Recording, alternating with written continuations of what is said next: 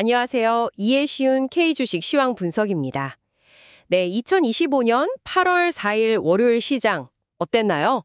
오늘은 정말 뭐랄까 정책 그리고 반발 매수 이 두 가지가 시장을 확 끌어올린 그런 날이었던 것 같습니다. 네, 맞습니다. 코스피가 0.91% 올라서 3,147.75, 코스닥은 1.46% 상승해서 784.06, 양시장 모두 강하게 마감했죠. 코스피, 코스닥 둘 다 지난주 하락분 만회하려는 움직임이 강했네요. 지난주에 좀 힘드셨던 투자자분들께는 정말 반가운 소식이었을 것 같아요. 그렇죠. 3거래일 만의 반등이니까요. 이게 보면은 외국인하고 기관이 쌍끌이 매수를 했어요. 각각 1,300억 원 넘게 순매수하면서 지수를 딱 받쳐줬죠. 아, 외국인 기관 동반 순매수 수급이 굉장히 좋았군요. 네, 특히 외국인은 선물 시장에서도 3,500계약 넘게 순매수하면서 좀 긍정적인 신호를 보냈습니다. 네, 개인 투자자분들은 좀 다른 움직임을 보였네요. 네, 개인은 코스피에서 3,650억 원 정도 순매도하면서 아무래도 좀 차익 실현에 나서는 그런 모습이었어요. 환율도 좀 내렸죠. 달러원 환율 3.1원 하락해서 1,385.2원. 이것도 투자 심리에는 좀 도움이 됐고요. 역시 오늘 뭐니 해도 시장을 움직인 가장 큰 힘은 정책 기대감이었던 것 같아요. 특히 그 STTO, 토큰증권 관련주들 움직임이 아주 뜨거웠습니다. 맞아요. 8월 임시국회에서 이제 법제화 논의가 시작될 거다 이런 기대감이 커지면서 K옥션이 8% 넘게 FSN은 뭐 16% 이상 급등했으니까요. 와, 16%? 이게 단순히 기대감일까요? 아니면 정말 뭔가 새로운 시장이 열리는 신호탄으로 봐야 할까요? 그게 참 중요하죠. STO라는 게 사실 뭐 비상장 주식이나 부동산 같은 자산을 잘게 쪼개서 토큰으로 만들어서 쉽게 거래하자는 거잖아요. 네네. 이게 만약에 법제화가 잘 되면 자본시장의 판도를 바꿀 수도 있는 잠재력이 있거든요. 물론 아직은 뭐 기대감 단계지만 워낙 파급력이 클 수 있으니까 시장이 이렇게 민감하게 반응하는 거죠. 아, 그래서 그렇군요. 그리고 또 R&B 이거 관련주들도 움직임이 좋았죠.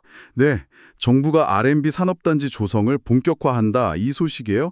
SK오션플랜트가 14% 넘게 급등했고요. 이게 단순히 정부 발표 때문만은 아니고 글로벌 트렌드잖아요. 이 SG 경영, 특히 탄소 중립 요구가 워낙 거세니까요. 맞아요. 큰 흐름이죠. 근데 이 정책 바람이 모든 테마에 다 좋게 작용한 건 아니었어요. AI 쪽은 좀 희비가 엇갈렸다고요. 아, 네.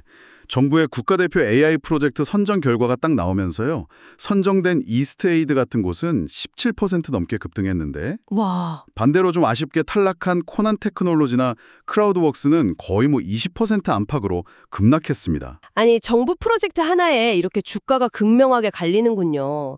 이유가 뭘까요? 아무래도 AI처럼 이제 막 크는 산업에서는요, 정부 지원이나 인증 같은 게 기술력이나 성장성에 대한 굉장히 중요한 어떤, 뭐랄까, 시그널로 받아들여지거든요. 아하, 선정됐다는 것 자체가 얘네 기술력 있네, 앞으로 사업 잘 따겠네 이런 기대감이 확 반영된 거고 반대로 탈락하면 단계적으로는 좀 불확실성이 커지는 거죠. 그렇군요. 그리고 글로벌 이슈도 좀 있었죠. 당장 내일 국제 플라스틱 협약 회의가 열린다고요? 네, 맞습니다. 그래서 오늘 탈플라스틱 테마가 좀 부각되면서 세린비인지 같은 종목이 10% 넘게 올랐고요. 또 그 K-팝 데몬 헌터스인가요?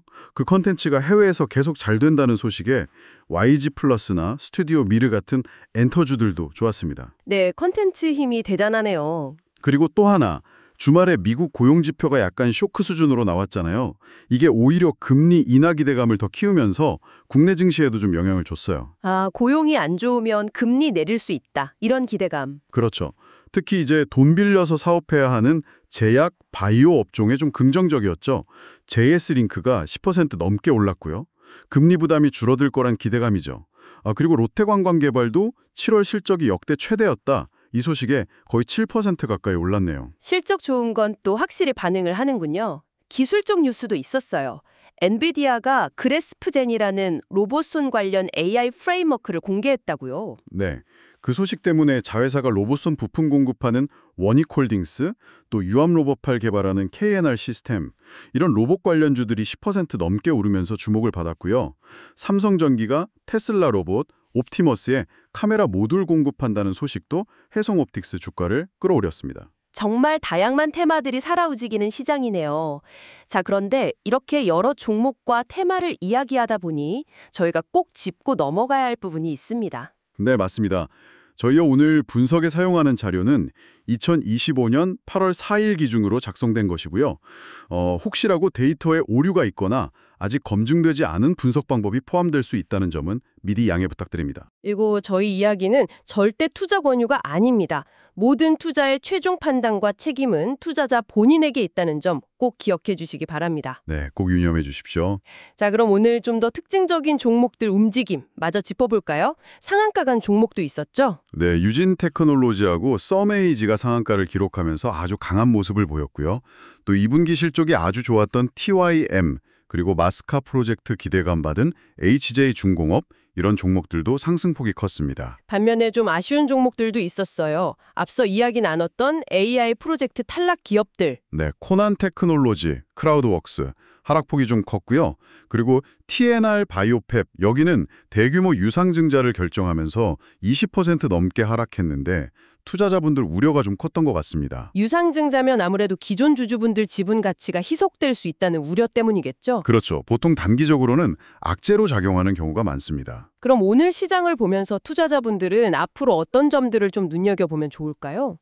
중장기적으로는 역시 정책 수혜가 기대되는 분야, 그러니까 STO나 아리백 관련주들은 꾸준히 좀 지켜볼 필요가 있겠습니다.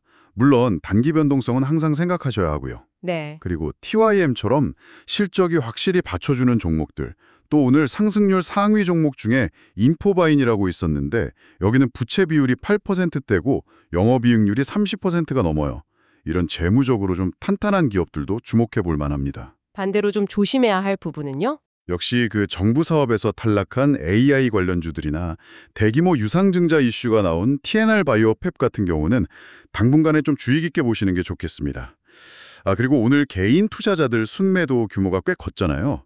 이 수급 변화도 계속 관찰해야 할 포인트입니다. 네, 오늘 시장을 정리해보면 분명 정책이나 금리나 기대감 같은 긍정적인 바람이 불긴 했지만 그 안에서도 종목별로는 정말 명암이 뚜렷하게 갈렸던 것 같습니다. 맞습니다. 차별화가 심했죠. 앞으로 다가올 국제 플라스틱 협약 결과라든지 또 8월 임시국회에서 STO 법안 심사 결과 같은 이벤트들이 이런 정책 모멘텀을 계속 이어가게 할지 아니면 그냥 단기적인 이슈로 끝날지 좀 지켜봐야 할 것 같은데요. 네, 그 결과가 중요하겠네요. 여러분께서는 이 거대한 정책의 흐름 속에서 진짜 가치 있는 기업, 소위 말하는 옥석을 가려내는 그런 자신만의 기준을 어떻게 세워나가실지 한번 고민해 보시는 것도 좋은 시간이 될 것 같습니다.